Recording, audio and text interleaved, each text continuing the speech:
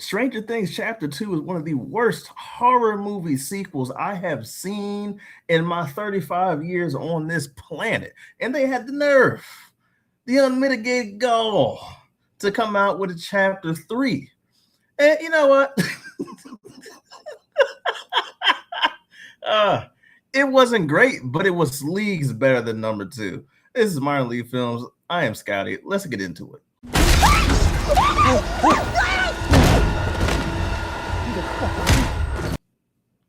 So, the great things about this movie, especially compared to chapter 1 and 2, where in chapter 1, you kind of get like the remake of The Strangers from 2008, which I love The Strangers 2008.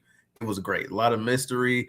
I thought it didn't need a sequel. It got a sequel. Didn't like Strangers was a Prey at Night at all.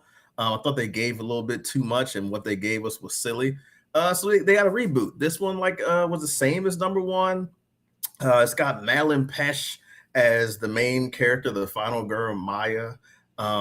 Gabriel Basso as Gregory. I think he does a great job as Gregory, being a crazy guy. And Richard Brake, who, if you know Richard Brake, he's been in tons of horror movies. He's been notably in Rob Zombie's flicks. He's really good. He has a very creative way to be creepy in movies. And a lot of times he doesn't have to move at all. He can just show a look.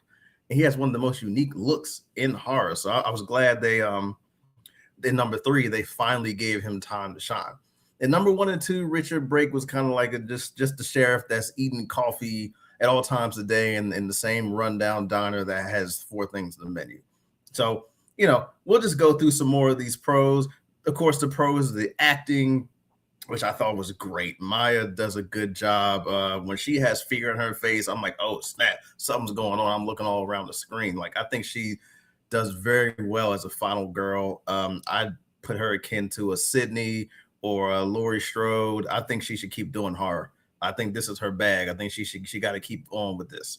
But this one doesn't have any of the cons of the second movie. The second movie was pretty much just a cat and mouse chase for an hour and a half, along with a whole bunch of crazy tidbits where, if you remember the middle of the second one, there's some people that pick her up. All of them are creepy.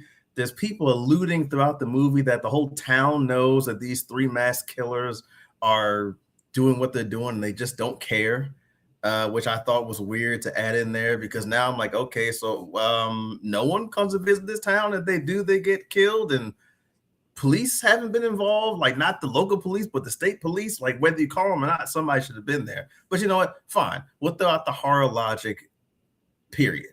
In this third one, I feel like the silly stuff they do, they don't go too overboard on it. Like the first act, we have, we all knew Greg was going to be the killer. We knew at the end of the second one where he was being so creepy. He has a smile tattoo on his neck.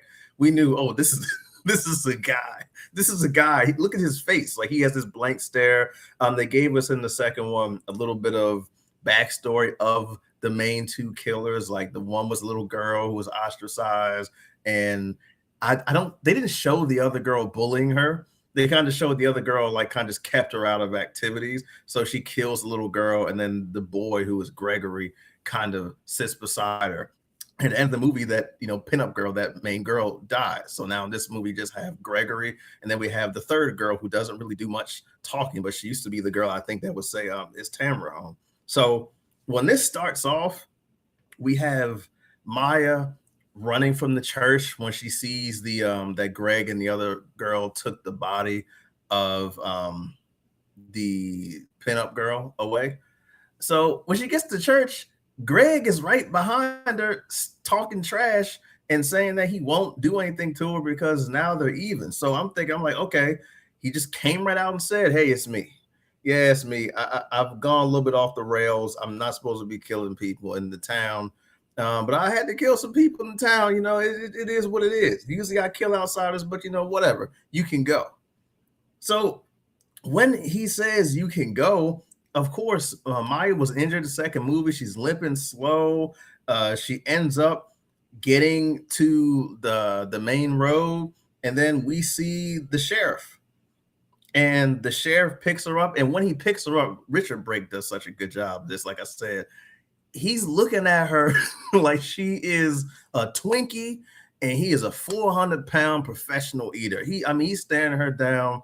He's very slow to get out the car and get her a med kit. Of course, when he does that, after telling her there's no phone service, which was my first giveaway. Sir, why are you out here if you have no phone service, no way to connect to your deputies besides this radio at all? Anyway, weird. So, and she knew that. She was like, I see what's going on. So when he goes to get the med kit out the back for her, she hightails it. The problem I have is right after she hightails, of course, she crashed into a tree and gets captured by Gregory and put into a hole. And the act one is pretty much of her not being tortured physically, but kind of mentally, where Gregory is trying to make her the new pinup girl because she killed the other one. And you see him trying to kiss her with his mask on or her mask on. Like, it's just, he feels lost without that girl that he started everything with. So while this is happening at the end of the first act, we see the sheriff, little backstory on him, which I don't think we needed so much backstory. I get they're trying to be different from the original two movies, but I think it's a little bit too much backstory. But they give a backstory of his son getting caught killing someone in the town, and the judge is pretty much like, okay, we're not going to put him in jail because it's your son, but you need events, psychiatric interventions. You're going to have to watch him. And that's the wrong thing to do. You can see the sheriff's face in the courtroom looking at there with this big Joker-like smile, like, yeah, I got it. Yeah, he'll be fine. And the son, of course, is still killing folk. And so eventually the sheriff just like, man, I guess I just got to clean this up. Maybe put your son in Arkham Asylum where he belongs. He should have been in Arkham Asylum from age 14.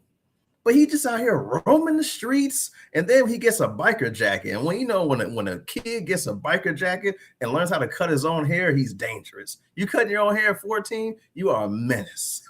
What is going on? But I just think we didn't need all that backstory. I think that's the first series really shown through when it was just a mystery. Like that first movie where it was just kind of like, we're killing people because we can, and you answered your door and you were home. Didn't matter who they were. The whole scary thing about the movie is that this could happen in real life. There are crazy people out here that you don't have to do anything to them. You have to do anything they don't like. They're just on you, and that's what it is. That was what made it so scary. So I feel like this movie didn't have a whole bunch of horror elements in there. I see the slasher in there and whatnot, but it's kind of like a story of Gregory just trying to recruit Maya in the craziest of ways. And that's basically this whole movie. It's like it's the opposite of the second one. It's not a cat and mouse because she is now one of the cats, if you will. So it's when Maya's sister, if you remember from the last movie and the first movie also, Maya's sister is driving down there. She's got a guy named Marcus with her, big black buff guy, look like Tyrese. And we got her husband. Her husband ain't worth a damn. I'm trying to tell you, he can't do anything. They come in there, and the first thing they do is kick open the doors to the diner that everybody goes to every day because nobody works in this town. Boom! And when they kick the diner door in, they're like, hey, listen, here's a picture of my sister. Where's she at? And no one's saying anything. Even the sheriff is sitting there, and he's just playing it off. So they already know something's wrong. Okay, everybody here is crazy. We got this one waitress who clearly hasn't been in that town long enough because she's like, you know what happened to your sister shouldn't have happened to anybody, and then walks out. You can't walk out after saying that. So of course the sister gets more information like, okay, something's happened to my sister, and the waitress also tells her the sheriff's in on it, and that's it. I didn't mind that dialogue, but I do think it's a little bit silly because somebody would have offed that waitress eventually just for saying that. He's just gonna say that in front of the whole crazy town. Like, if the townspeople aren't crazy, they're just letting all this happen because it's not happening to them, which I also find weird because it's just 3 people for all these years doing all the killings, and townspeople like, yeah, well, it's bad, but yeah, it's a whole 3 killers and 1 sheriff. What are we gonna do? I don't know. Citizens arrest. Call the FBI. Call the police that have cars that are newer than 2008. I don't know, but that's just me. That's just what I would do.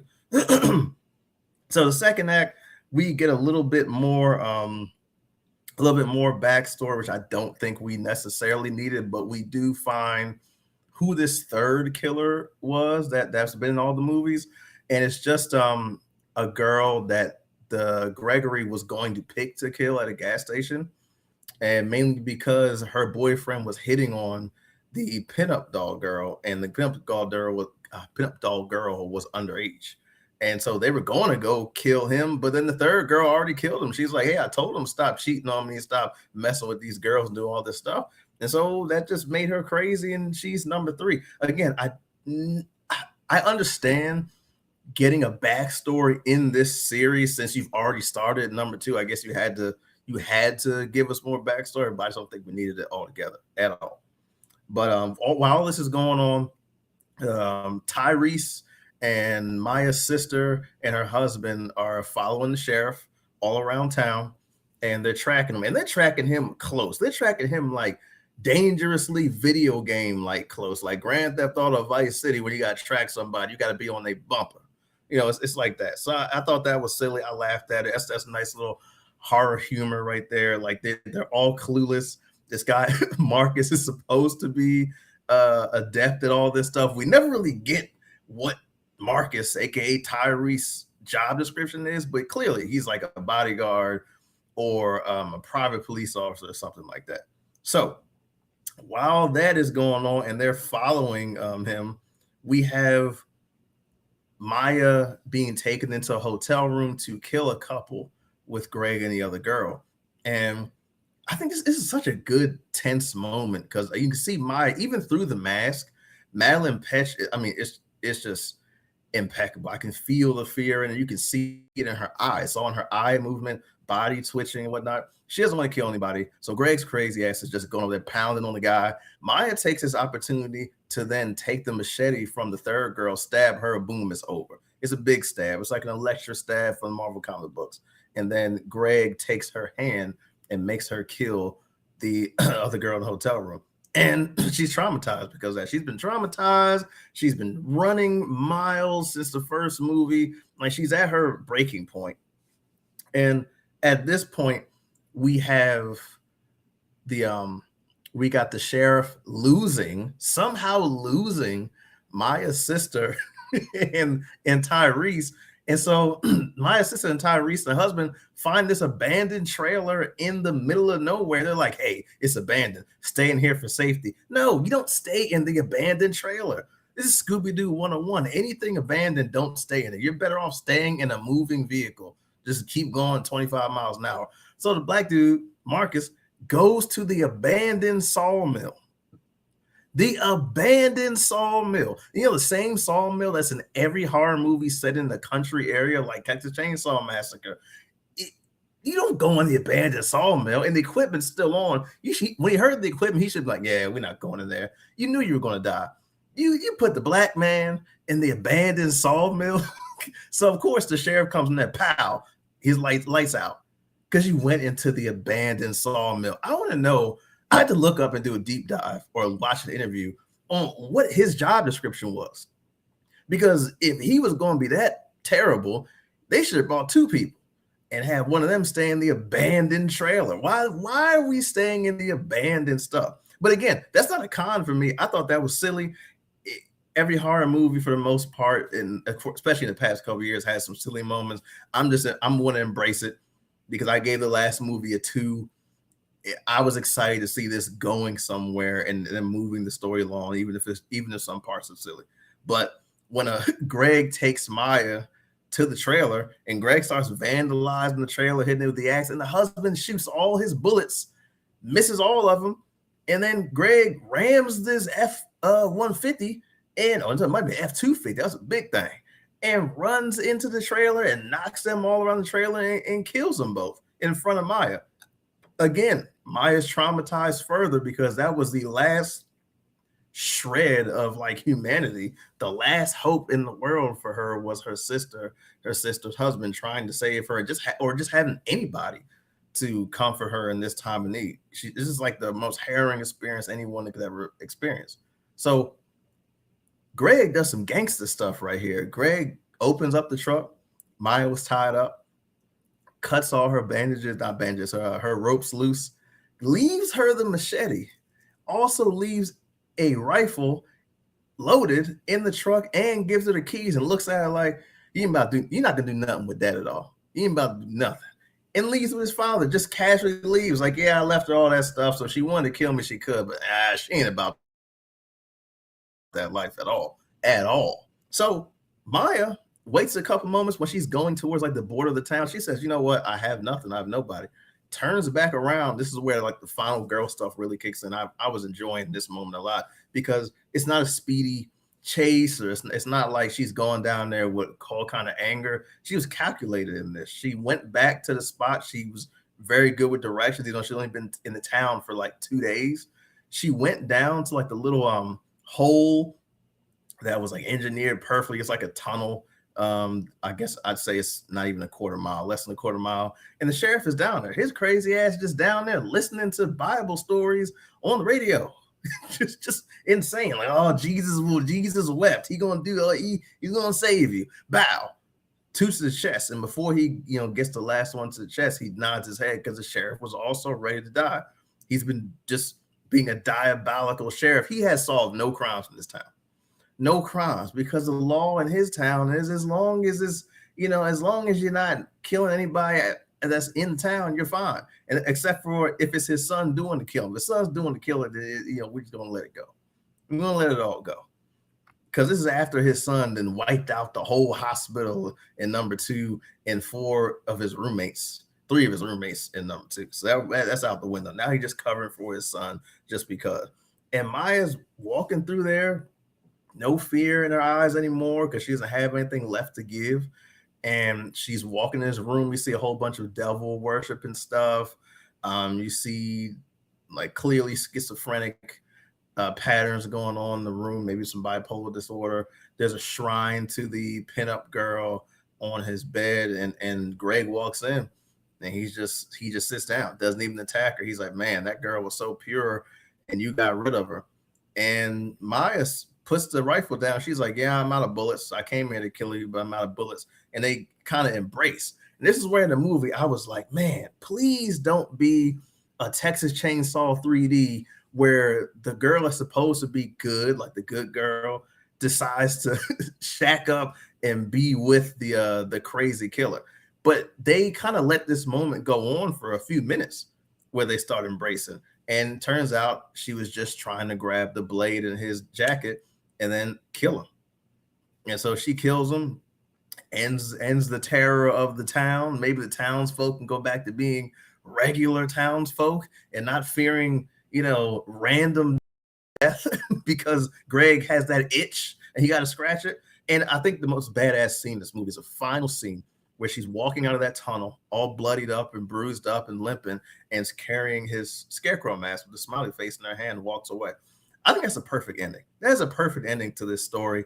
Like I said, number 2 was like a 2 out of 10. It's only a 2 because Madeline Pesh was a really good actor.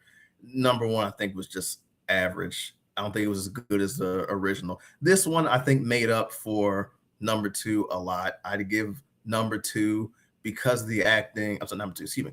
This one made up for number 2 a lot. I give number 3 at least an 8 out of 10. If with our rating scale, that would be a price for admission. I'd say yes. If you like the first 2, or even if you just thought like I thought, the first one was okay, and then number 2, like most of America thought, number 2 was X.